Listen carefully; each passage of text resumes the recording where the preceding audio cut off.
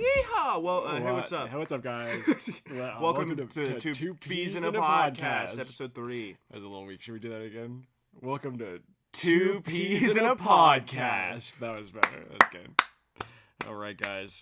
Studio audience. Today is a wonderful day. It was a beautiful autumnal morning. I went on a walk, and it was very nice. I stayed inside and played Spider-Man 2. I also ate a granola bar. Ooh. So it's been that kind of day. It's a good day for a granola bar. But yeah, I'm sipping seltzer water right now. Also, I know that this divides people. Do you guys like seltzer water, or do you think it's gross? I love it. I think it's an acquired taste, and I have not acquired that taste. I like the bubbliness of it, because, like, this is a very first world problem, but sometimes, like, I don't drink water. I knew what you were going to say the second you said that. Like, I just don't drink water. Even though, like, literally at the push of a button we have it, I just decide not to. You're because like, ew! I don't know why. But having it in a cute little can makes my brain go dopamine style, so... Have you tried Liquid Death, not sponsored? I have not, no, but I heard someone say that they got ID'd for it one time on accident because they thought it was alcohol. Huh. Oh, just because it's a longer can or whatever? Yeah, I don't know. That's but weird. It is not, and it's just water. It's just water. I don't even think it's, like, carbonated or anything. Really? Yeah, like the one you have. Seltzer fizzy water. Yeah, if you guys hear little bubbles popping. That's why. Listen carefully. Ooh. Yeah, see if that gets picked up. There's a little fizzy there. It like blows out the mic. It's like, we got a lot to talk about today, guys. This is our first episode without having an episode of Fiona and Cake, so it's kind of like our first episode, really. Yes. Without the training wheels. On that note, there is something about Fiona and Cake that I wanted to talk about. Okay. I mentioned this I did not save it for the cast, unfortunately. I'm very sorry. So you guys are not the first people to hear this, but... Ooh. No, I know, I'm sorry. But I thought it was very interesting how with Gunter and Master Evergreen, he becomes Evergreen in a way because that's what he wants more than stopping the comet subconsciously.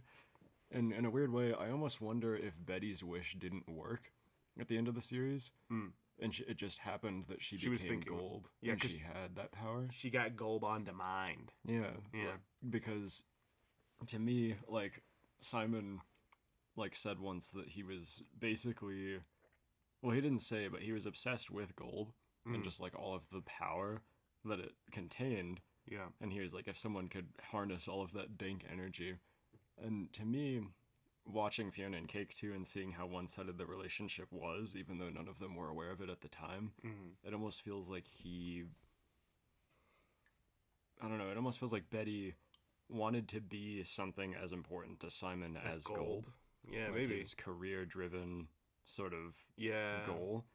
So subconsciously, like, she became that, and she just coincidentally happened to have the power to keep him safe too. Yeah. But I don't know. Or it just worked out. Food for thought, I guess. It's poetic like that. You know? Because sometimes the crown does not give you what you want in the moment. That little stinker. A little stinky guy. Still think that there was some sort of primordial being or something very powerful. That has something to do with it? That are the eyes or crystals, but... I guess we'll never know. No, we will know. We will know. Maybe. There is, guys, now this is the part of the podcast where it gets sad. Yeah. This is a sad part of the podcast. This is going to be a sad first for us. Do you want to bring up, dude, don't cry. I don't know if I'm ready, dude. Dude, you have to. Okay. Our very first YouTube apology. We made a mistake. Basically, our boys, DJ Netty P and Russell, over at Never Ending Adventure Podcast, shouts out, have shout out. They have created my favorite podcast ever. Basically, for those of you that don't know, they're really good friends. One of them had never seen Adventure Time. Other one is a super fan. And they watch an episode, and then they talk about it on the cast. And they have super extensive notes, reoccurring, like, gags or just traditions for every episode. Like, goofs.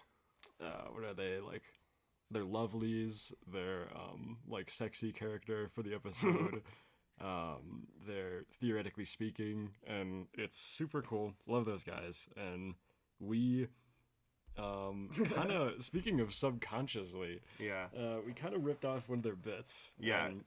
So they do this thing where they do like commercials for things in Adventure Time, and we did one for Prisno's Pickles in the last episode. Yes, which they probably done one for Prisno's Pickles, but it's not like we stole it like bar for bar. But it is their bit. We did it. Bit. Like while we were doing it.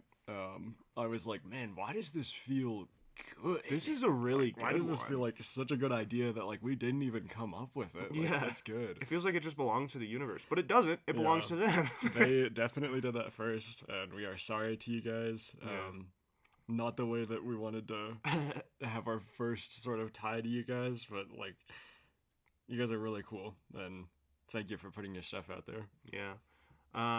Dennis tells me a lot about their podcast, and it's really cool, so you should definitely go check it out if you haven't, if you're in the Adventure Time fandom. And I think that they also did Fiona and Cake episodes recently.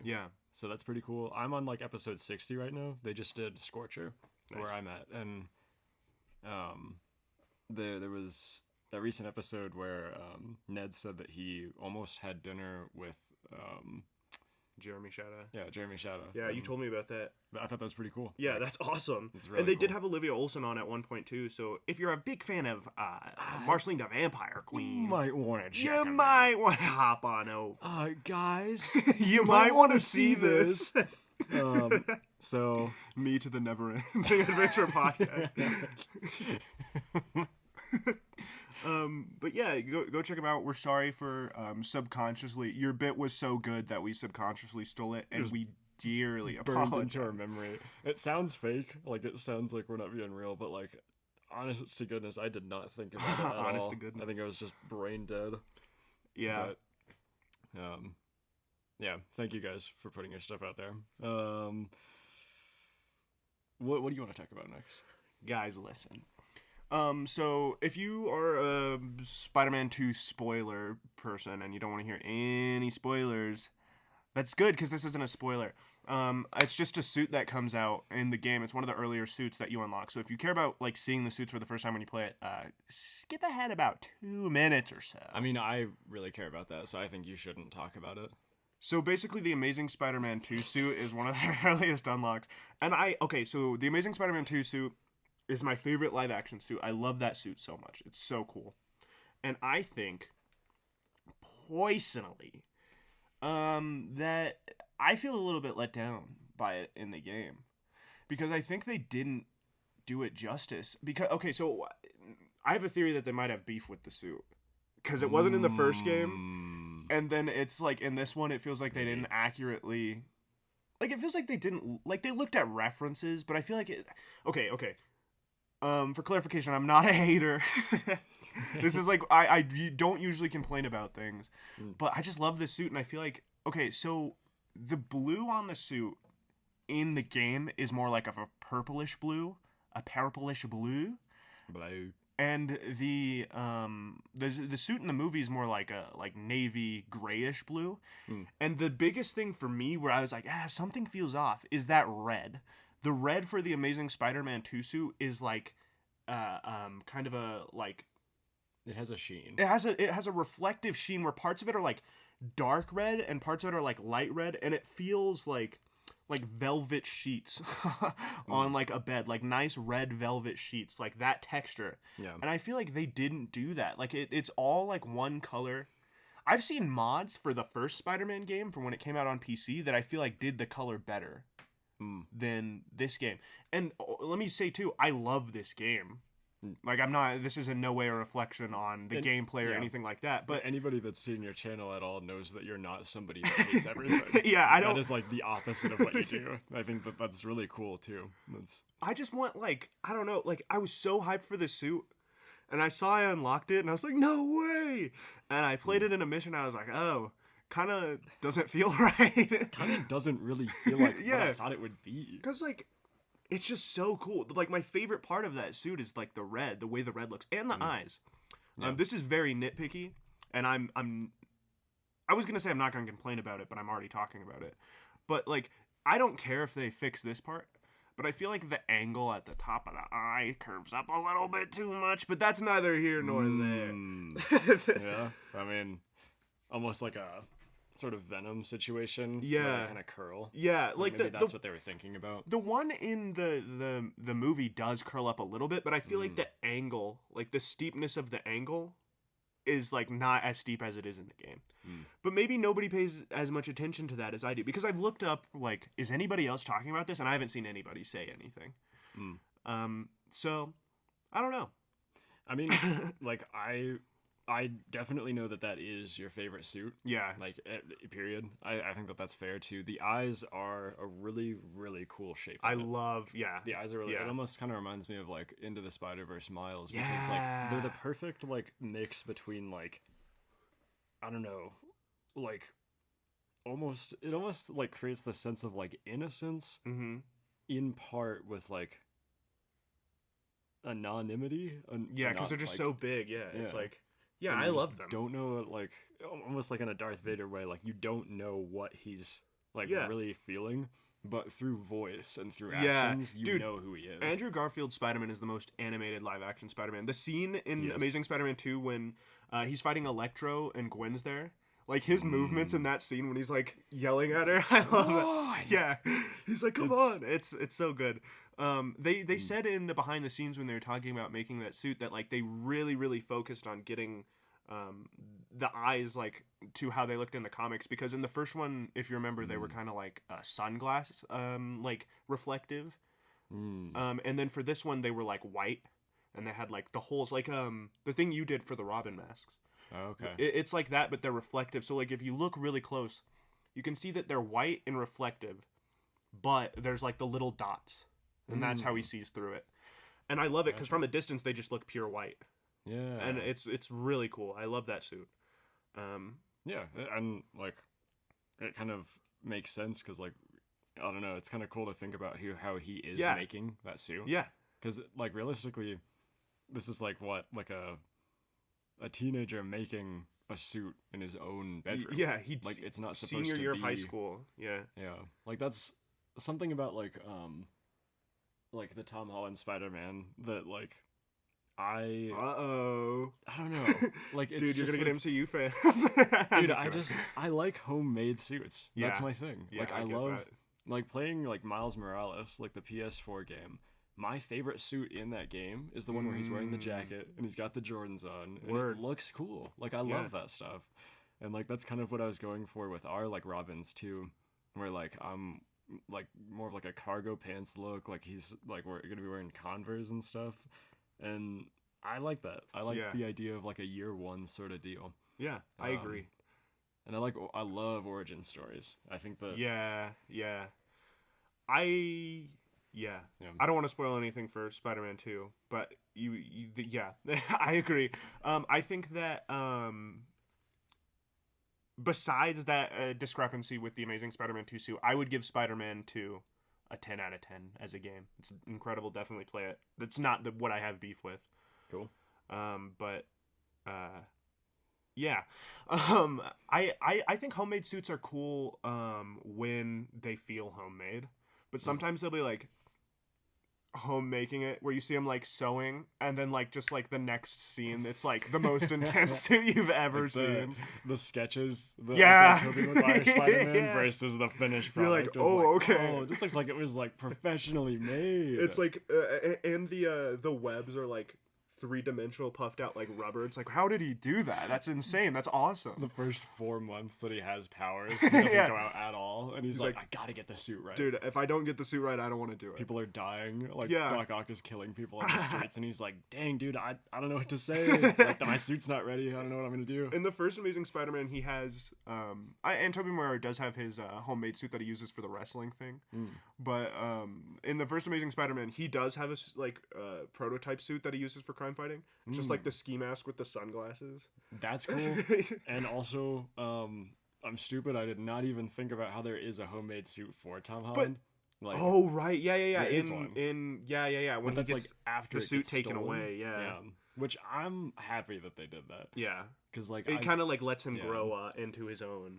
Like he doesn't need the suit, but he has it, and it's cool. Yeah, like you don't need a suit to be Spider-Man. Yeah. You can wear the mask. Like, no hate towards the Tom Holland Spider-Man movies at all, though. Yeah, no, I was kidding. Any version of Spider-Man is just cool to me. Like, nothing is nothing is bad. What I love about like the who's the best live-action Spider-Man debate is how like passionate people get, because I make a lot of Spider-Man videos on my channel. But what I found is like, of all of the like Spider-Man fans who get passionate, Tom Holland fans are not the loudest for sure. Like because like you'll say who's the best, and if you say something bad about Tobey Maguire, you'll get a bunch of people being mean. You say something bad about Andrew Garfield, a bunch of people will defend it and be mean. But if you say something bad about Tom Holland, MCU fans will be like, yeah, true. And it's like, damn, dude, it's still good. Like, I still like it.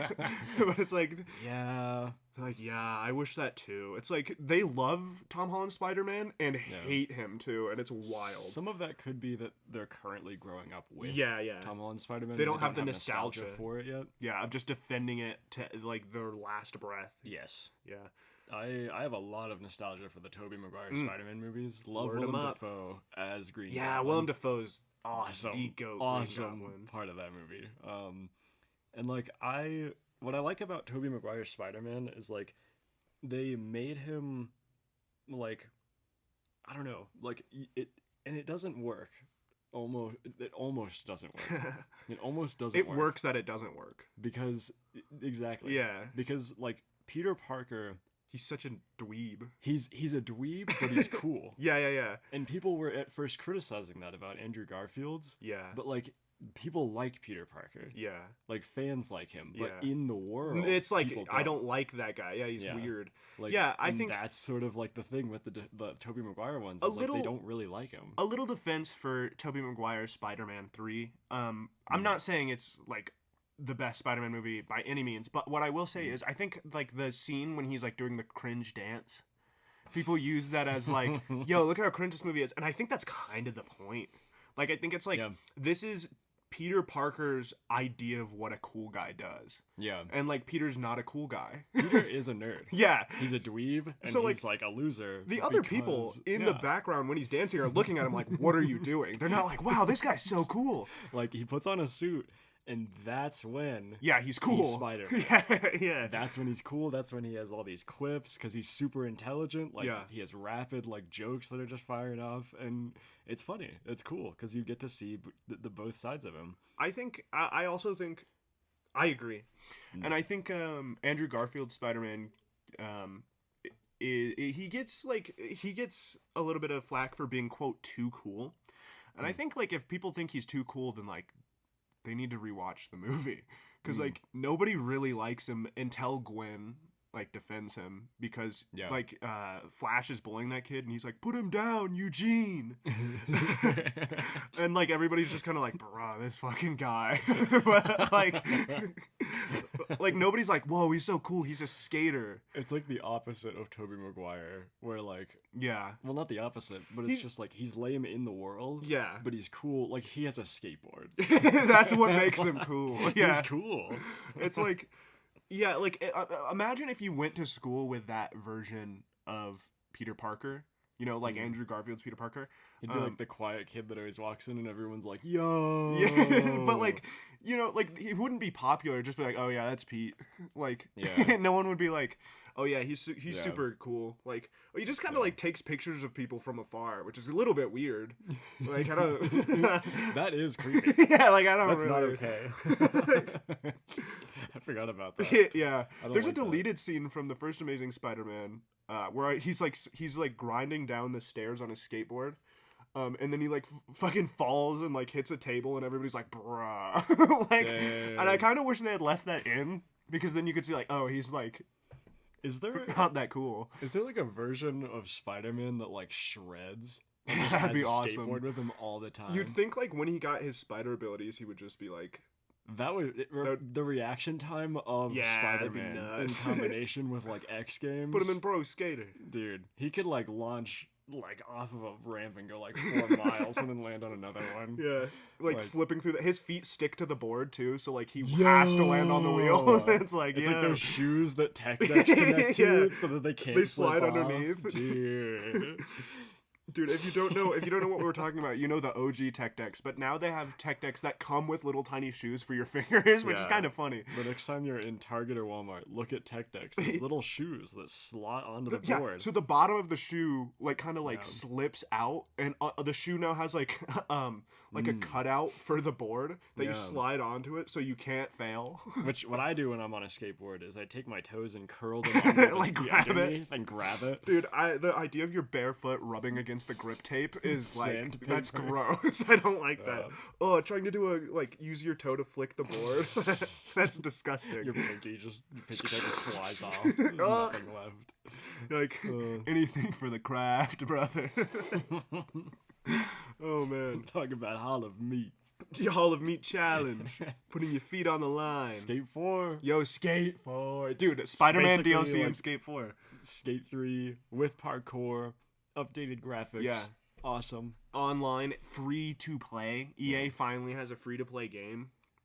So there's probably going to be a bunch of microtransactions. Yeah, but there's probably that in there. that's not the point. Like those things don't exist. Dude, when I go into a game where I get like a customized character, my first thought is I'm going to make Finn the Human. Like in this universe. My first thought right now is like I want to make Edward from Twilight. Yeah. I'm making Edward Skater cool. Edward, dude. Yeah, dude, Edward would shred. He's got 100 years under his belt to shred. Nah, he's picked up a skateboard. He would do it in a way that's like so perfect it's goofy as fuck.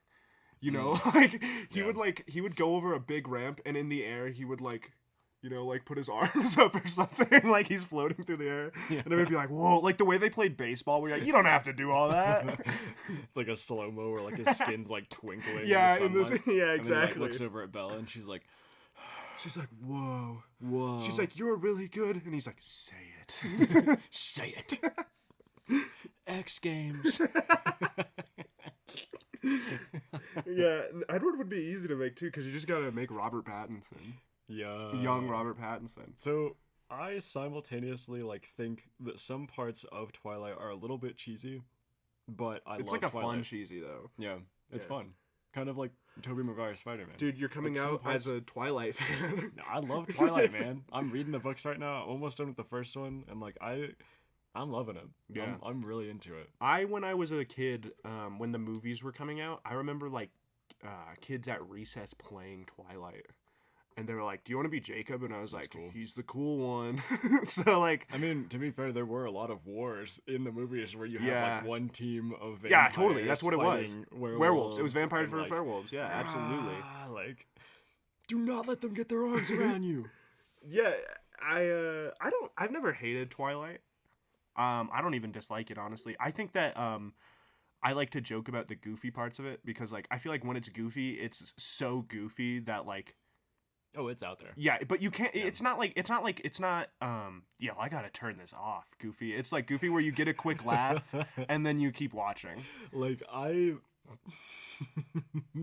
dude, I think it's either New Moon or I think it's Eclipse actually. When Jacob is introduced, yeah, he like, dude. Okay, so Edward and Bella. Like, I think I know what you're about. Pull up to Forks High School. I know what you're about to talk about. And like Edward's like, would you listen to me if I told you to stay in the car? And Bella's like, nar, and gets out and starts walking out because he sees Jacob and he's like, dude, this guy's trying to steal my girl. And he was. And like Jacob turns around, dude. It's a slow motion shot. This like bad A rock music starts playing. Taylor Lautner turns around with like spiked hair, dude. It's like he's absolutely shredded in these movies. That's after he got his hair cut. And he's just like, what's up, Bella?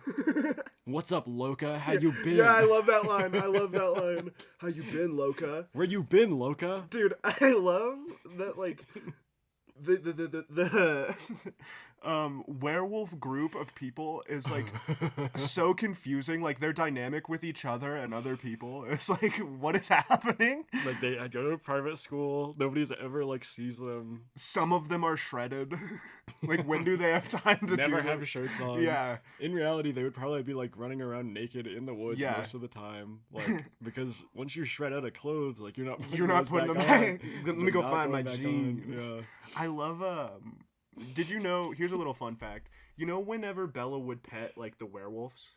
Yeah. What they would do, they would actually have Taylor Lautner wear a green screen I've suit. seen It's so funny. gifs of it, dude. I don't know how they stayed serious for that.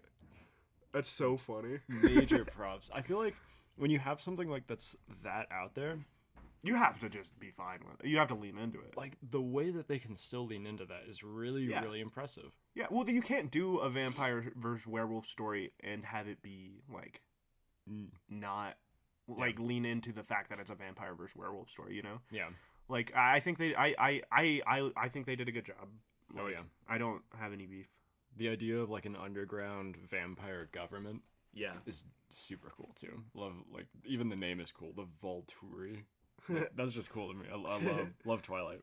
Shouts out to Twilight if you haven't Shout out heard of Twilight. it. Shout out Stephanie Meyer. Super underground. Shout out Robert Pattinson's definitely listening. He's to up this, and dude. coming. Robert Pattinson. Got to check that guy out before he blows up. He's Dude. about to get a Robin. Yeah, he was That'll be he was cool. in some underground like indie movie called like what was it? It was a Superman. I think it was Robin. He was Robin. was Robin. Yeah, dude. Like year 3. Robin? Oh my god, dude! I realize I've never talked about it on the podcast because we just started it. I love the Batman. I love that movie. It's so good. It is. It's really good.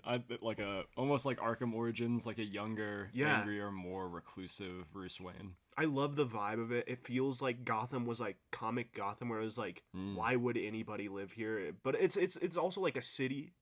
It's not just like a cartoonishly, like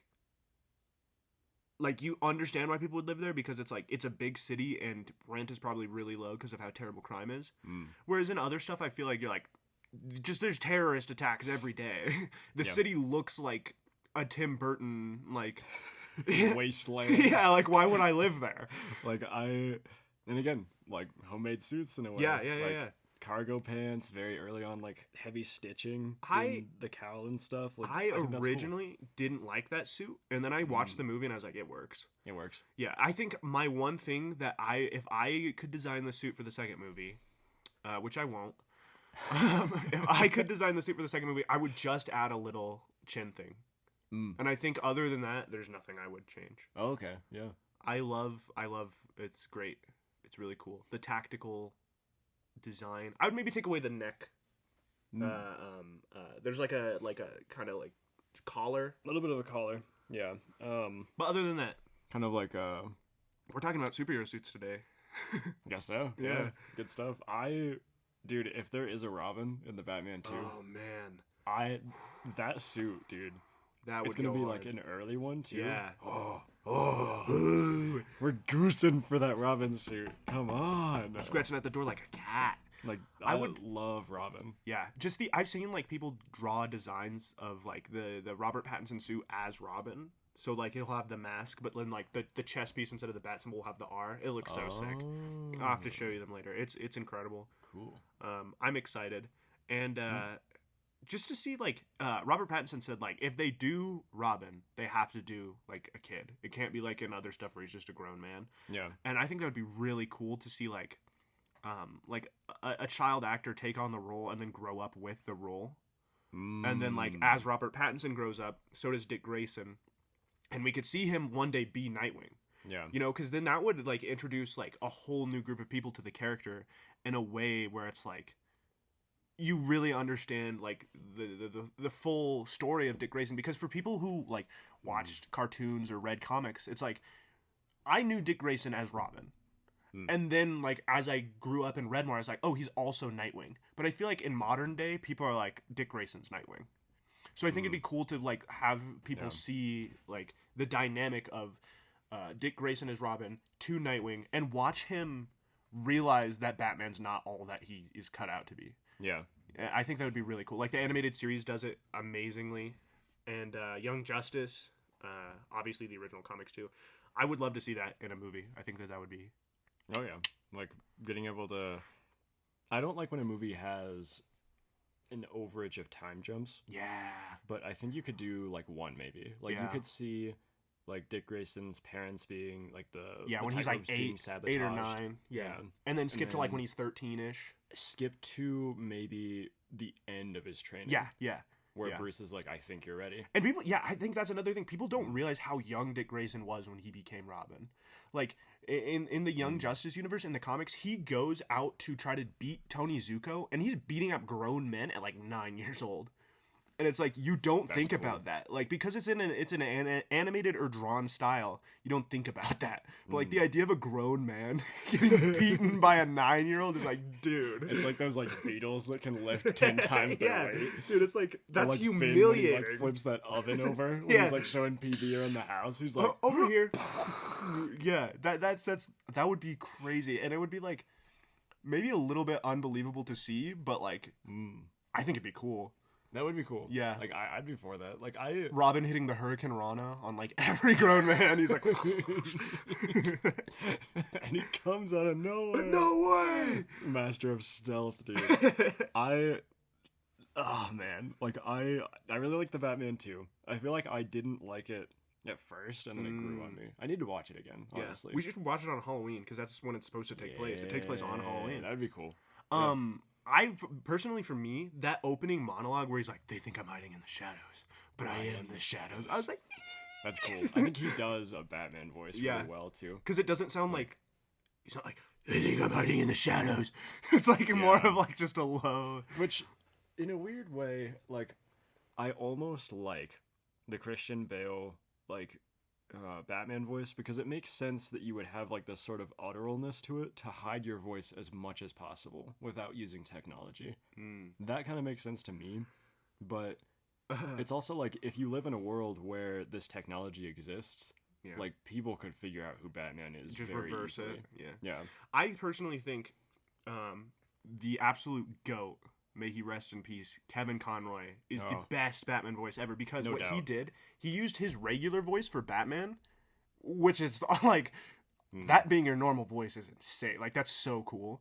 And then for Bruce Wayne, he made it more like preppy and like good guy sounding. So when people heard Bruce Wayne, they're just like, nah, it's not what Batman sounds like. And then when they hear Batman, I think that's really cool too, because this is just something I've thought about since I was a kid. If he's like, since he uses his real voice to be Batman, it kind of speaks to Bruce Wayne's the character and Batman's who he really is. And if he's in a situation as Batman where things are going south, he doesn't have to worry about doing a voice. He could just like react in the moment, and that's just his voice, and no one's gonna be like, hey, that kind of sounded like Bruce Wayne. They're like, that's just him. And I like that. I think that's cool. Yeah, like that is cool, because like I feel like if you get slammed against a wall, like you aren't gonna like do an auto like, like, oh, that hurt really bad. Like Robin. Yeah. Robin. If I could do a Kevin Conroy Batman impression, I would never stop. Like, I can try to do one, but like I don't even want to like disrespect. I'm not worthy to try. Sometimes when I'm like in the car alone driving home, same, it'll just be dead silent. I'm like, I am vengeance. Yes, dude. One of my favorite quotes from him is like, at the end of the Mad Hatter episode, where he's like, the stuff that dreams are made of. The way that he said that, dude. Oh man, it's incredible. Like, dude, when he's interrogating people, perfect Batman voice. When he's interrogating people in Arkham Knight, dude, I don't even know anything, and I want to tell him everything. Yeah, he's just so intimidating. talk, or Yeah, you better be telling the truth, or I'll dude, break the other one. when he's talking to Oswald Cobblepot and he's holding him up and he's like blocking the people behind his back and he's like, I'll break every bone in your body. I was like, dude, it's so good. It's incredible. So good. Man. I just said I wouldn't do it, but I did. Yeah. I also do that when I'm alone. Like, Kevin Conroy's Batman. I'll work on it, guys. I'll work on it. And to be fair, Kevin was such a nice guy that I know that he would, like, if he heard that, he would just be like, nice. You showed me a cameo that he did for like a Watchtower Database. Was it? Oh wow. Yeah, they got a cameo from him, I believe. Got that, and then I was just thinking about like a random one that he did for someone's birthday. Yeah. Like it was like a little boy's like birthday, and he just such a great guy. What a man. Yeah. What a guy. Yeah. Yeah. Him and Mark Hamill, man, and they were best friends too. It's I love them. They're great. I mean, Mark Hamill is the Joker too. Like that that's is what the I think Joker the Joker's voice is. When you read comics, it's them. Yeah. It is. Good stuff. Watching through BTAS. I finally convinced him after years of being like, dude. I mean, you've convinced me, but like I take a snail's pace through media. Yeah. Like I only watch things when I want to. But that's I binge. I'm a chronic binger. Like when I start a show, I'm not gonna watch anything else till it's done. It depends. It depends on like what mood I'm in. Because like sometimes if I'm sitting in front of a screen and like I watch it for too long, you start to I get like a headache and my eyes start to get tired. Yeah, that's and fair. I'm like, I'm not even really enjoying this. Like, I feel like I'm not absorbing what I'm watching. Yeah. So I'm like, what's the point? Like if I'm not really like thinking about it, like I don't know, like go and read or build a puzzle or something. Or like sort through my Card Wars cards for like the millionth time. I have like an obsessive personality towards media. And that's probably better than having it be obsessive towards other things. Yeah. And I am when I build like props too. Like when I build like a prop, if I'm starting it, I'm gonna finish. Like I'm gonna go till I finish it, even if I have to start at like noon and finish at 3 a.m. Yeah. Because it's like I don't know how to explain it, but it's like I want to see how this ends because it's almost like the idea of taking a break and going back is like when I get back, it's not going to be the same. You're not in that creative mindset. I'm going to lose. Like there's some idea that I'm going to have that I'm in this creative space where if I stop, I'm going to lose that idea and it's going to end up worse. I feel that with painting because some part of painting too is like when you mix a color, I'm like, I want to use that. Yeah. I'm never gonna have. I this can't exact remix ratio this again. exactly. Yeah, I can't remix that perfect everything ratio. that's in the painting that needs to be this color. I need to do right now, or else I'm gonna spend an hour trying to mix this again later. Yeah, absolutely. Yeah. It'll be slightly off, like more yellowish or whatever. You know what I'm saying? Yeah. Like it's gonna be slightly off, and maybe no one else will notice, but I will. Yeah. And that's the same kind of way I feel when I'm binging something. Because it's like, if I'm in the mood to watch this, it's like, just one more episode, just one more, and it goes forever. Just one more. Yeah, and it's like, I'm worried that the next time I watch it, I'm going to be like, I did something very... I don't know what adjective describes this, but I sat down and I was like, I want to watch every Adventure Time episode with the Lich. Like, that's what I want to do tonight. And I was like... You know, like how many is he in? Like 12, 13? Not a lot. Yeah.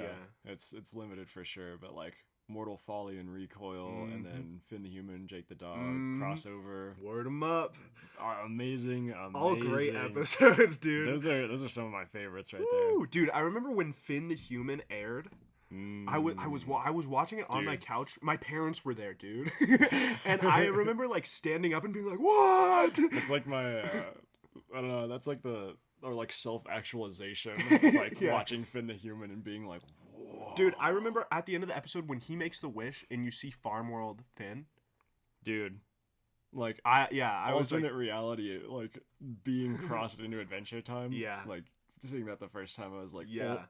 Yeah, dude. It's like, this is so cool. Yeah, at the end of the previous episode too, when he makes the wish and you just see Farm World Finn playing the flute. I remember, I think that was the season 4 finale, I believe. And I remember, like, being like, what? What? Like, I was like, is this the end of Adventure Time as we know it? Like, what is happening? Like, dropping hints, too, like, with the robot arm. Yeah. You're just like, whoa, like, that version of Finn. Has a robot arm, right? And when he imagined himself as an adult in Mortal Folly, I believe, he sees himself, like, huge with a robot arm, which looks kind of similar to how he ends up looking. Puhoy, A little different. too? Yeah. He has the pillow arm. Pillow arm. Yeah. Like, it's a thing. Yeah.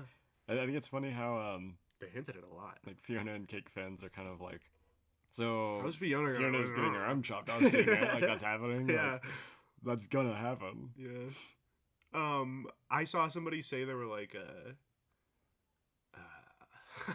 I can't remember exactly what they said, but they were talking about Fiona losing her arm, and they were saying like, because before they weren't canon, like they weren't canon, she didn't have to lose her arm, but now that she is, like Scarab was saying, like, you have to, like, you won't like the things that come along with being canon, and I think that's one of those things, is losing her arm, losing Cake, and, you know, all of those terrible things that Finn has had to experience. Maybe... What could be her egress, though, you know? Like, there's no real-world non-magic equivalent of egress unless you go to prison for, like, 14 years. I mean, the world is magical, though, right? Yeah, it does have magic now. Yeah. It does have, Yeah. like the... We'll see, I guess. It's interesting, for sure. It's like, is she... I don't know. Is she a reincarnation of... Or not the hero reincarnation, comment. but just alternate Finn, though? Yeah.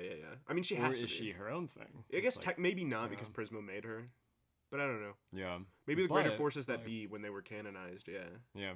I don't know. Who's like, to say? imagine, like, talking to someone that you made. Yeah, that'd be wild. Like, aside from children, That's of what course. I love. Yeah. Imagine, like, being able to make another human. That's Yeah, crazy. that'd be wild, dude. Not even possible. That's what I love about Prismo, though, is he's so chill about everything. Yeah. He's just so, like, I love him. Prismo wouldn't do that. He's a cool guy. One of my Yeah. favorite lines is in Crossover when they call Finn and Jake in. And then Prismo's like, I need your help. And then Finn goes, who's bullying you, Prismo? And then Prismo goes, no one's bullying me. Like, it was just such a calm response. Like, Prismo's one of the most powerful beings in the multiverse. It's not happening. And he didn't take it personally. He wasn't like, dude, no one can bully me. Instead, he was just like, oh, yeah, no one's bullying me. Like, he's just so chill. He's like, huh. Yeah, like, that's an Forgot that interesting... existed, yeah, like, it's interesting that you say that. Hmm. Love Prismo. He's a great guy. The opposite spectrum of that would be, like, the Lich, like, talking to Finn. Yeah. He's like, you are nothing to me. I realize I don't think the Lich ever calls Finn by anything other than boy. No, Mortal Folly. Oh, he does. When he's across from the well, he's like, Finn. Oh, he does. Step into yes, the well, he does. Finn. You're right. Yeah. Which is Or he calls him interesting. child too. He calls him child, boy, Boy. and Finn. Yeah. He's like, you've bested me in many worlds, child. Yeah. Dude, Step into the Ron well, Perlman, Finn. man. Dude. Woo. That's like you were talking to me last night about how he was Slade. in Yeah, and Teen Titans, too. that's nuts, dude. That's awesome, dude. He's Like, got such a cool voice. Slade is such a cool character in I Teen know. Titans. I know. Like, he is so unbelievably cool. Which, like, it's one thing with, like, the Joker, where it's like, Yeah. I don't know. Yeah, but it's like anybody who legitimately idolizes the Joker, like they've made the Joker is so concerning. Yeah, Yeah. they've made the Joker so far from, except for the Joker movie. He's more of a grounded version, but the comic version of the Joker is so far from I'm just like him for real. Yeah. That like if you idolize him, then like Something like... yeah, like they probably understand like I need help. Like nobody Yeah. looks at the things that the Joker does in the comics and is like, that's fine. like, It's- that's so cool. like he's just doing it Yeah. because he's confused. Like no, he's doing it. He understands that he's a psycho. I feel like sometimes people say that they're just like him as a Without fully- joke yeah, initially, for sure. but And then then they say become it so much yeah. that they're like, yeah, like that's just true. Like Yeah. that's just what it is, without thinking about how. The Joker movie is the Yeah. most realistic version where I could see somebody seeing themselves in them where they're like, I personally don't. And you and I have talked about it in the past. Also, you've said you don't. But like, I can understand why somebody would watch it and say like, I have been pushed aside by society in the same way that he has. And the Yeah. Joker in the comics says things like that. Yeah, like just ignored, like Yeah. mistreated, and But then he cuts his own face off, and you're like, oh. oh, Like, maybe this Yeah, guy's a little like- bit not that cool. I think that at a certain point, like his story is being told for a reason, Mhm. you know, and the theme to me would be like people who need help deserve help. Yeah. People who need help should be given help. Yeah, absolutely. And when you ignore someone and treat them like a Yeah. monster, Mm-hmm. they get in their own head and they become that. Mm-hmm. And I think that like Sometimes. you need to think of someone that becomes a monster as a monster and not a hero. Mm-hmm. Because that's like Mm-hmm. like we say all the time, like we think the Lich and Darth Vader are awesome, Mm-hmm. but like Darth Vader killing random people because they're part of a religion, Yeah. or just like because they were like somehow involved in it, and just all the stuff that Darth Vader does, he's not a good person Yeah. in the slightest. Yeah. Like he's not someone that like we look up to and adore. It's like we Yeah. just think like there's like a bad guy factor where you're like, whoa. You know, I really like the way you said that Joker thing. I think that that's true Mm. to the world in general. Mm. Not just in Yeah. m- Not just for people. Mm. And that's all I'll say about that. Yeah. That's That's all I have to say about that. But yeah.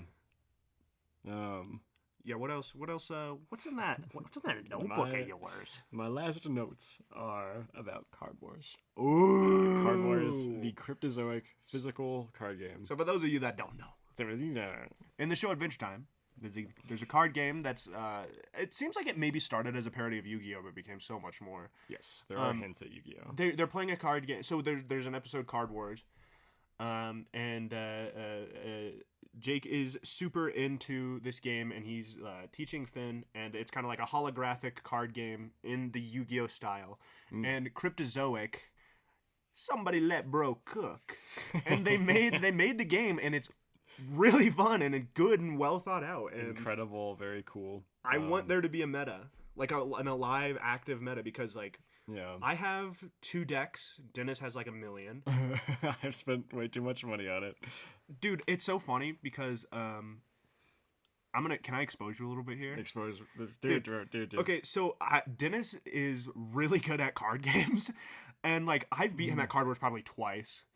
And like every time I beat him, when he comes back, he's like, "I've got a new deck," and then he fucking dunks on me. Well, it's, like some of that is that I have.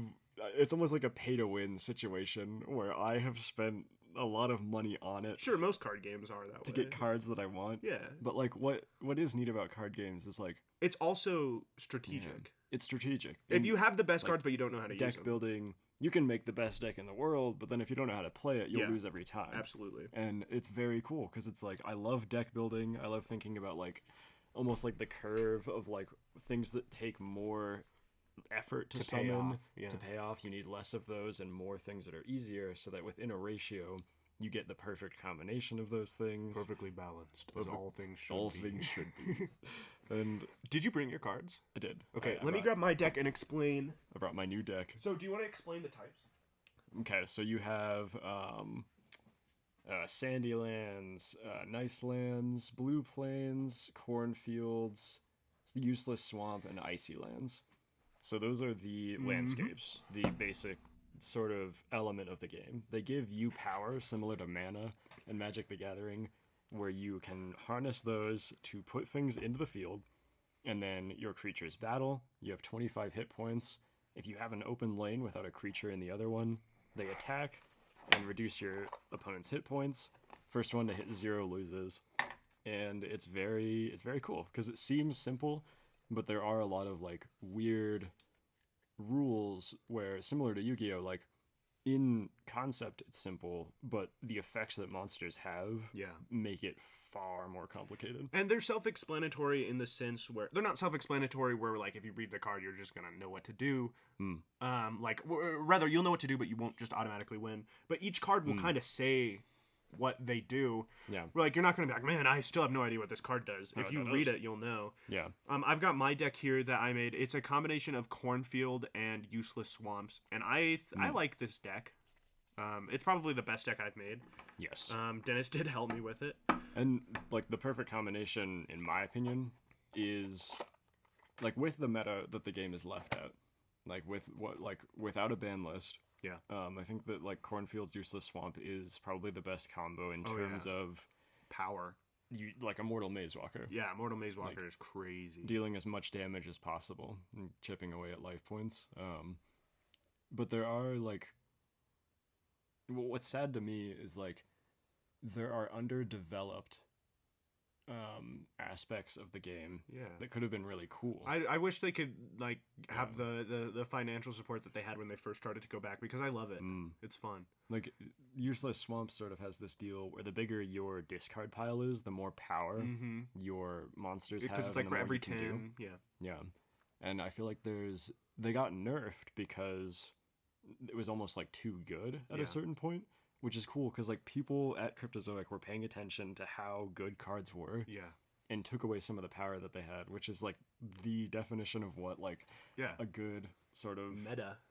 Like it creates like there's just the meta in general, and I think that's really cool. Here's I'm gonna 2 exposings in one episode expose how truly nerdy we are. We went to the Renaissance Fair as Renaissance era Finn and Jake. Yes, like with like armor and stuff, and we played Card Wars while we were there. We did. And it was cool. Recommend. we tied. Yeah, dude. Okay, yeah, it was cool. We tied. There's a card called Firm Handshake where it takes away 5 life points from both of you, and we both were down to like 2 life points, and so I used that, and we both died at the same time, and it was a draw. Yeah, it was something. You said something to the effect of like, "I've been waiting to do this for a long time." I knew that it would come to that. I thought it was a Mortal Maze Walker, which is like kind of like Blue Eyes White Dragon in a sense, where it's like that's the card to play to win, and like it. Like I thought I was dead. I was like, no. Yeah, no. I scorched earthed the game, dude. Yeah, believe it or not, everybody was cheering. They were like, "Whoa!" It was like a gladiator fight, dude. No way! Yeah. And then like they poured Gatorade on us and ruined some of the cards, but even though we both won or lost. Yeah, there was just like, it is what it is, you know. like I think it was just because they wanted to pour the Gatorade, so they were like, "We're gonna do it." Like unless they play again, and I'm not sitting here for a whole nother game. Poured meat all over us. Ew. But yeah, it's really fun. I don't know why my brain is the way that it is, but I tell myself that I'm not like a competitive person, but then like sometimes when I'm playing Card Wars with you, like my brain kicks into like a higher gear. Like, I have to win. I have to win. Like it becomes way more important than it is, and it's like, dude, my toxic trait for Card Wars is like when I start losing real bad, I'm just like, fuck it. Like I'm just like, I'm not really paying attention after I'm losing by like 20. I'm like, I would do that with my brother playing Yu-Gi-Oh too. And like it sounds cringe because it's like literally what Jake does in the show, where he like becomes super invested in it and he gets like actually mad at people when they beat him. But like after you lose though, you're like, good game. You're not like yeah. Like as soon as the life points are done and everything, then you're like, oh, okay, all right. Yeah, like that was. Ooh. It is what it is. And I don't know. It's like, it's funny because it's almost like when you are in like a competitive sort of like instance, it's like the people on the opposite team are like, I gotta beat him. Yeah. I gotta win. Yeah. Nothing else has mattered more than this moment. Like, time hits 0 and then you're like, good game. Like, oh, cool. Like next time I got you though. Good one, bro. Dude, see you next week. Little bit of dropping a little bit of high fin lore for those of you who are listening. In high school, I played tennis on the tennis team. Same. Oh yeah. Yeah, you played JV, baby. And I was on the doubles team, and I thought it was interesting because like I felt I did better in games where I didn't care. Because when I would get in my head where I was like, I have to beat this guy, I would just make so many mistakes. But games where I was like, I don't, you know, like if I win, it's whatever. That's when I would like do stuff where I was like, oh, I didn't even know I could do that. Yeah. But like, when I was worried, I was like, I can't serve. I'm missing all of them. And I think that it's kind of similar for Card Wars too, where it's like, when I go in and I'm like, dude, I have to beat this deck that Dennis made, like, then I'll like not fully be thinking about like strategy and like what to do next, and like I'll end up being like, oh, I should have placed that after because then I would have had an advantage if I had placed this first. But then when I'm just like, if I beat him, it's whatever, then like I'm fully thinking out what I'm doing. And it's interesting, like the things that like your brain sort of connects when you're in a competitive setting. Yeah, because you're like, I think that you're blinded by release of anxiety as luck. Yeah.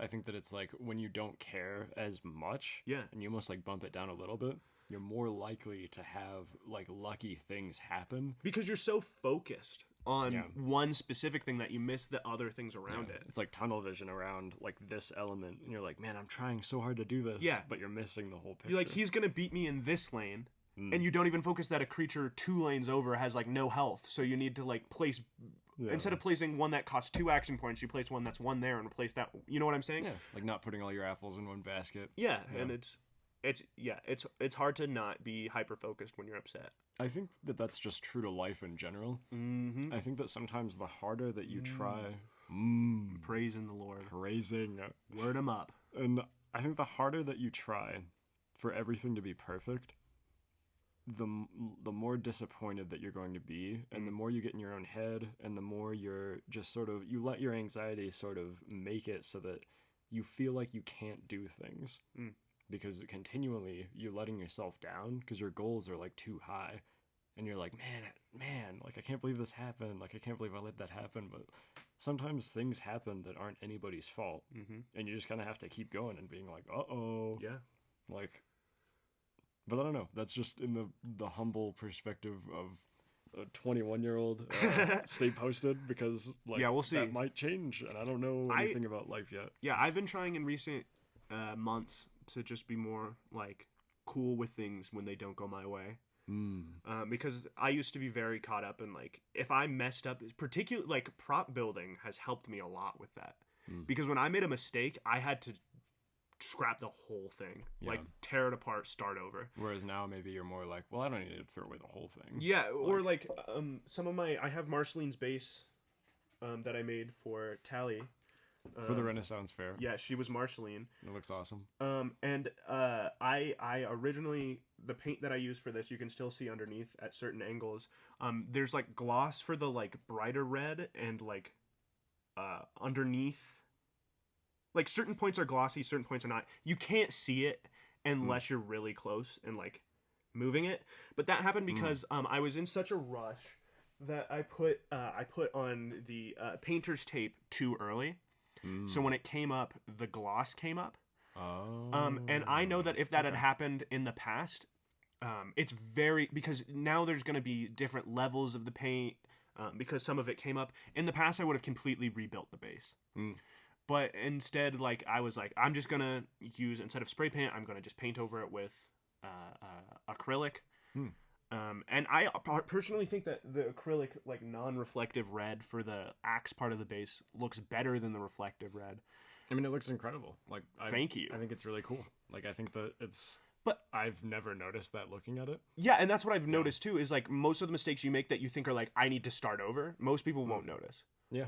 Like, to me, like, it's almost like, maybe that's just, like... That's how it's supposed to be. Yeah. Like, in a weird, like, material way. Like, maybe the way that it slotted into place, or like the way it would have been built if it was like made out of wood or metal. Yeah, it's like certain parts are polished. Yeah.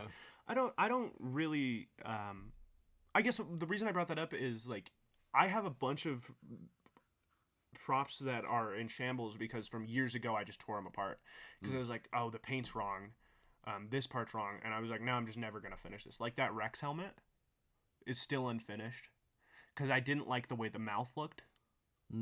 I think it looks cool. Thanks, but it's like I just want to be more okay with just like sometimes it's fine. Like again, this is coming from a young adult, so we'll see how that changes. It's interesting because like to me, we're looking at like a Phase 2 Captain Rex helmet that Finn made, and it's super like. You'll call him Captain or Sir. Captain or Sir. Like it's cool because like to me, because it's the Phase 1 helmet for the main part, but then the Phase 2 sort of almost like gas mask part, I guess, that's been welded on. So to me, it kind of makes sense that it juts out a little bit because no other clone helmet in the entire army is like that. Word. That's his deal. So I thought that like that might have been intentional, honestly, because that's just like what you were going for. Yeah, I mean, yeah, it was. No, Yeah, it's always interesting to try to like look at something you've made from another person's perspective as well. Mm. Because sometimes they bring up things where you're like, oh, I didn't even think of that, and sometimes they bring up things where you're like, oh, you like that? That was something I hated. So sometimes you also have to take a step. We're in philosophical hour now. Sometimes you have to. Philosophical hour, yeah. We're just philosophical guys. We're just taking a lot of steps back here. Just take a step back. Take a look Yeah. at the podcast. I mean, like, with any art form, too, it's like, I think that if you present something to someone and instantly say, like, this is what I don't like about it, instantly that's where their eyes are going. Yeah. They're only paying attention to the parts that you don't like about it. Yeah. Meanwhile, if you say, like, I'm proud of this, like, I think this is cool, this was what I made, they're like, whoa! That's so cool! Because they think of it as, like, an overall finished product instead of just the things that you dislike about it. Yeah. And it's almost like this, like, fake it till you make it mentality. Exactly. Where it's like, this is cool, this is what I made, check it out. But confidence is hard. Yeah, absolutely. Absolutely. I think that it's very... Especially because, like, the world that we live in kind of tells you, like, if you're good at art, like, I don't care. Go do something else. Yeah. Like, go join the workforce, brother. Like, in a weird way, is confidence even real, or is it always faked? I think it becomes real at a certain point. Like, if you tell yourself enough. Yeah. But, like, initially, I don't know. I've thought about that before, where I'm like, is it even real initially? Yeah. Like, is it even something that exists in your brain, or do you just tell yourself so much that you've got something, or have other people tell you that and build you up? You know, I think that you're supposed to believe in yourself, and you're supposed to be proud of yourself and hype yourself up. That's what everybody tells you. Until you do it. Then you're kind of an asshole. Yep.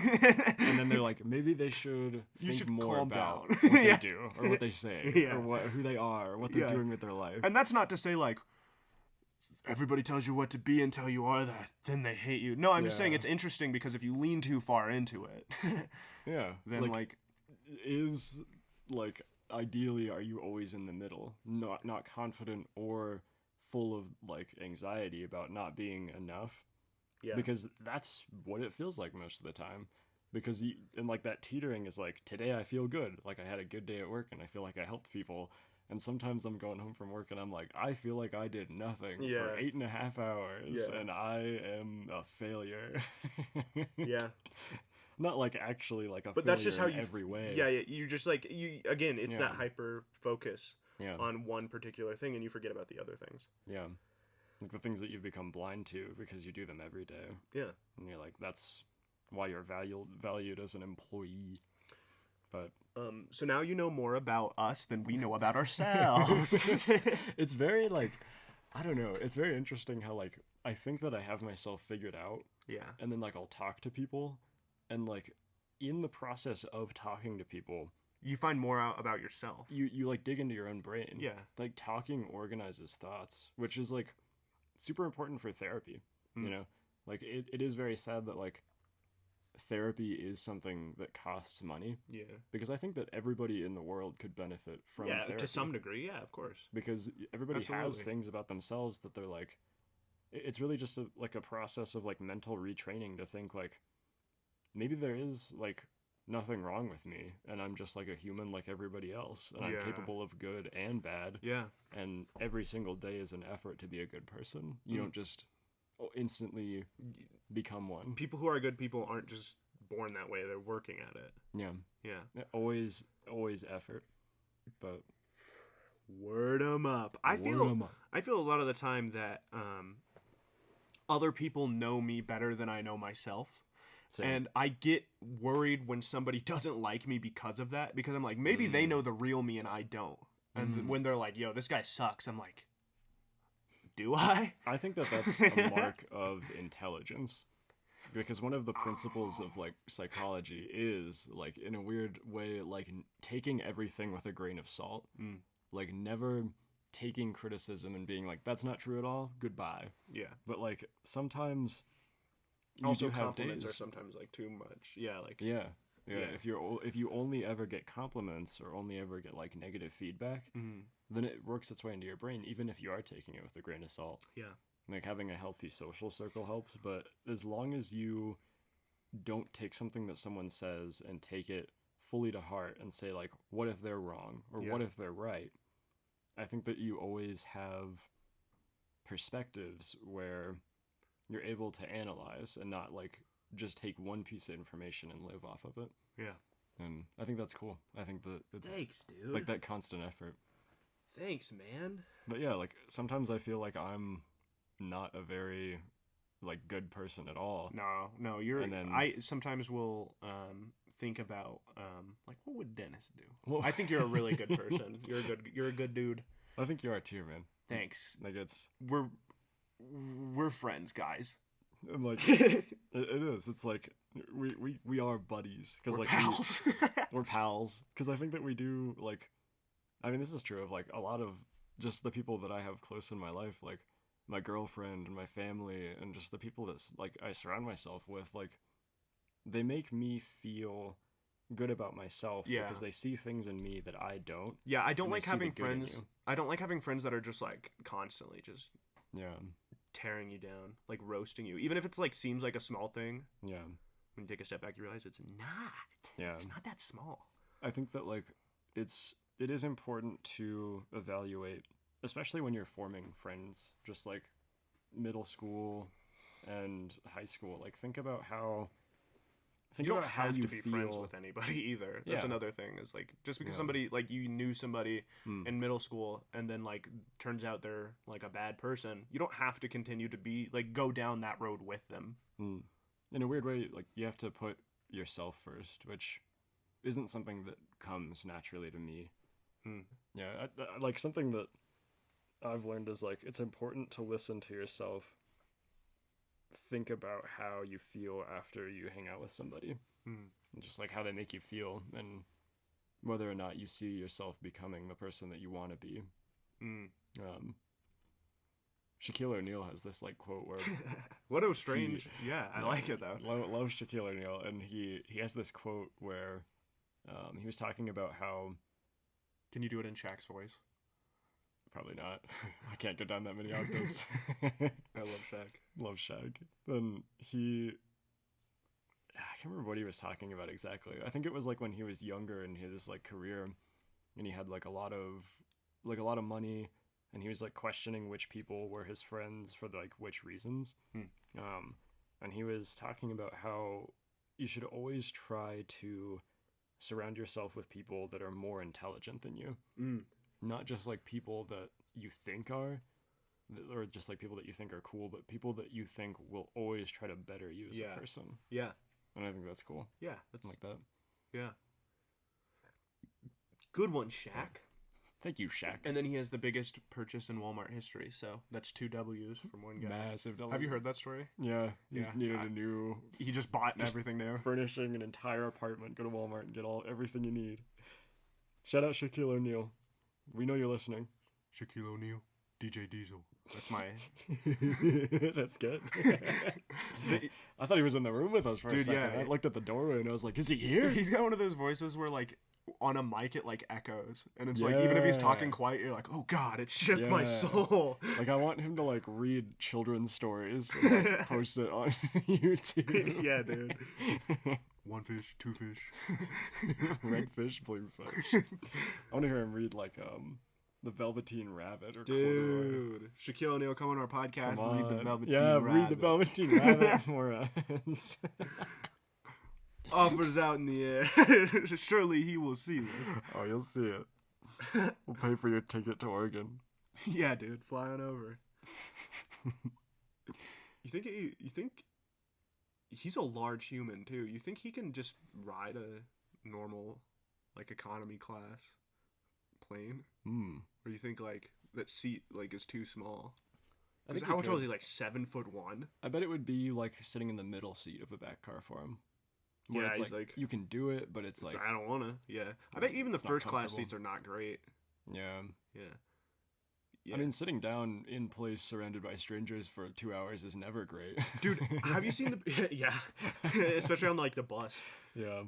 Have you seen the picture of him holding like the normal size shoe? It looks like he's holding a Seen the baby water shoe. bottle. Yeah, the water bottle's crazy Yeah, that too, one's dude. funny. He's holding like a normal size shoe and his hand is flat. Like his hand is flat and the shoe's just on his hand, and it looks like a baby shoe. Or like there's one where he's holding somebody's shoe like this, like as if he's like holding a cheeseburger. You know, like when you pinch it. Yeah. It's like, dude, that's crazy. Like put my shoe funny. down. Like leave me alone. He's like holding it up above your head. He's Yeah, like, I'm "Give not it even. back." I'm not even gonna jump, dude. Like, Can't even make it halfway. it's 10 feet in the air. Like I'm not good at that. Not my vertical. Yeah. Work on my vertical to get my shoes. I back have from to be able Shaq. to dunk to grab my shoe. Like, yeah, it's just crazy that the variety of sizes for humans is wild. Yeah. It's really cool. Oh yeah. Unlike any other species. That was my magic school bus. Whoa. Yeah. That's awesome. With the frizz? No way. All right. I've I think you've had quite enough. That's enough for today for the magic school bus impression, guys. With Card Wars though, I guess I didn't really want to say an awful lot more. I'm sorry. That was just a while ago. I didn't mean to get rid of your magic school bus. No, it's okay. I was just laughing because it was like we got so derailed. A little bit. Yeah. I could talk about it for hours upon hours. We'll probably bring it up in another one too, but there is a reference to Exodia the Forbidden One in Adventure Time, which I thought was the coolest thing ever. I've always loved Yu-Gi-Oh! Really just rest in peace, Kazuki Takahashi, by the way. Legend. He like literally sacrificed his life To save someone else's life. Yeah. And in an attempt to, and I think that's incredible. It kind of speaks to like just the, like how some of the stories that he wrote for Yugi, he probably saw a lot of himself in Yugi. Yeah. And just like that heroicism, and just awesome. Like love Kazuki Takahashi. I think that there was this there's this quote that he has in one of his books that's near the like the written manga for the peak of season 2, where he's talking about how his homeroom teacher in middle school called him like a poop eating machine that just like always just eats, sleeps, draws, and poops, and then does it all over again. And then he said that's when he decided that he wanted to be a manga artist. Nice. And he's like, this teacher is telling me this is what I do best, so that's what I'm gonna do. Yeah, you're telling me. Yeah, that. I think yesterday. Yeah, I hope that homeroom teacher sees. Yeah, that. looks at that and is like, damn. but yeah, I fumbled the bag on this one. Like the references to that were just so cool to me. I was like, there's no way like two of my favorite things in the world. Yeah. Like the same. Yeah. Like the same. The people that made this also liked you. The Adventure Time writers are cultured Yeah. in terms of media. Oh yeah. Yeah. There's a lot of cool references. Just super super cool people. Yeah. But yeah, I like with Card Wars. I think it would be really cool to see it like revitalized. Cryptozoic, if you're listening, like release more sets. I will buy them. I will spend money on that, please. Make a custom Plant Brothers deck. Yo, make a plant meta. Yo, that would be sick. Yeah, it's, reforestation after the Mushroom War. Yo, drop a new set. But with like, shout out to Legend of Eon. He's one of my like YouTubers that I watched like religiously when I was getting into Card Wars, because he had like deck profiles for the Immortal Maze Walker deal, and he's super cool. Yeah, he goes through them. Yeah, just one by one. Profiles like why he created the deck that he did. So Legend of Eon, we think you're awesome. Thank you for putting your stuff out there. And we've actually talked about maybe like making our own ban list for Card Wars. I don't think that Immortal Maze Walker should be at 3. Nah, you just hate that it beats you. Well, like personally, like I think it's a lot of power. Maybe it is part of that. Maybe yeah, I that's don't part know. of it too. But we'll I'm hash thinking this out. maybe 1 or 2. I'm in between it. I'm like maybe 2, because that's what we both have right now. We both have 2 Immortal Maze Walkers. Yeah, and I feel like it's somewhat fair. So, but there is a rule. There's a cap at 3, or there's no cap. No cap. Just kidding. The 3 is the limit. Okay. For every card. Yeah, There's at least there is a limit. Yeah.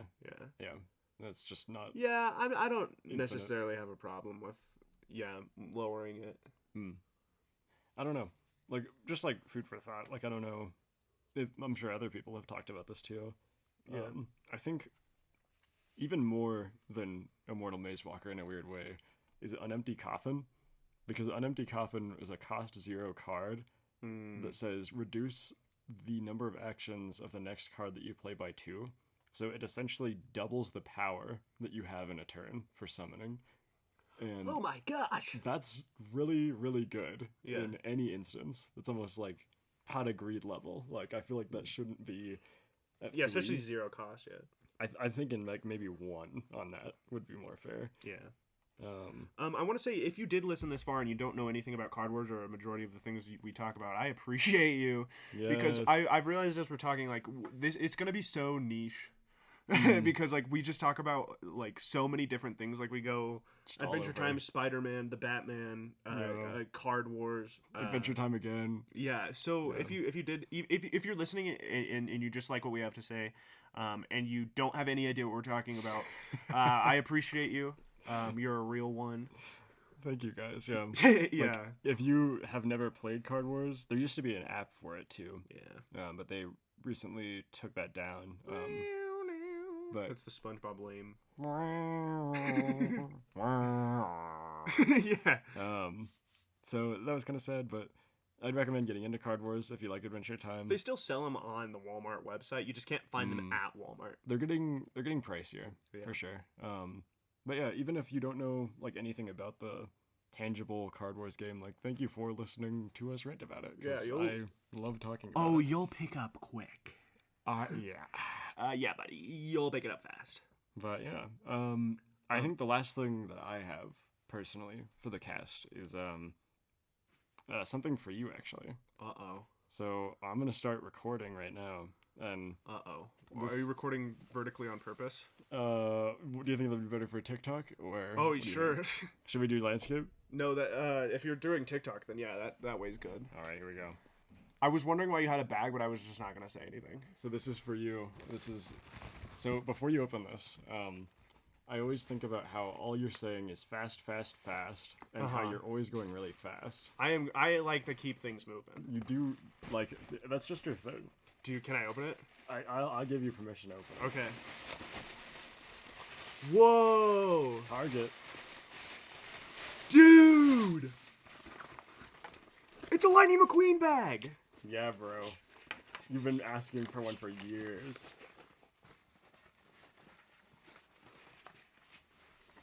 Watch the podcast and you'll get stuff like this all the time. Ka-chow. Ka-chow. Dude, does he have a... It's stuck. It's just... So, for those of you that are not going to watch the TikTok... Bless your hearts. It's a Lightning McQueen backpack. Dude! Probably meant for a 3-year-old. Dude, each individual wheel has a pocket. Each individual wheel has zippers that open. And they're very tiny pockets. And then the hood and the trunk have zippers.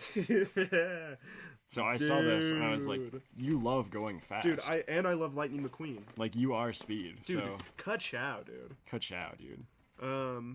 And it meets CPSC safety requirements, too. That was the deal breaker for me, honestly. Yeah, if it didn't, it's like, what's the point? It's got to meet those safety requirements. Dude, I'm going to use this probably every day, if I'm honest. This one, awesome. ASMR. Lightning McQueen. Lightning McQueen. Getting his innards opened. He did what in his cup? I'm going to put my lunch in this every day, dude. Nice. So thank you for that. Of course. Of course. Dude, don't ever let him say you don't do anything for me. You know. Shucks. Thank you, man. Yeah, man. Thank you. This means a lot. Boom. All right. Well, guys. That's a perfect high note to end on. It doesn't get better than that. If you guys have had enough, I guess we'll stop. Yeah. So, since you guys hate it so much. All right. Well, thank you. If you guys made it all the way to the end, thank you so much. You ran a marathon in terms of podcasts. Yeah, and you did a lot of mental gymnastics with us. For real. Keep going from one topic to the next. Let us know what you think about the Batman, Yu-Gi-Oh, Spider-Man, Lightning McQueen, the Tangible Card Wars by Cryptozoic, Lightning McQueen, the Never-Ending Adventure podcast, Philosophy, Legend of Eon, prop building, Adventure Time. Yeah, let us know what you think of all of those things in one comment. Just in one. Only one comment, please. Please. And we do, Jinx. I do hate to bring the mood down a little bit, but Unfortunately, Oh no. I did want to say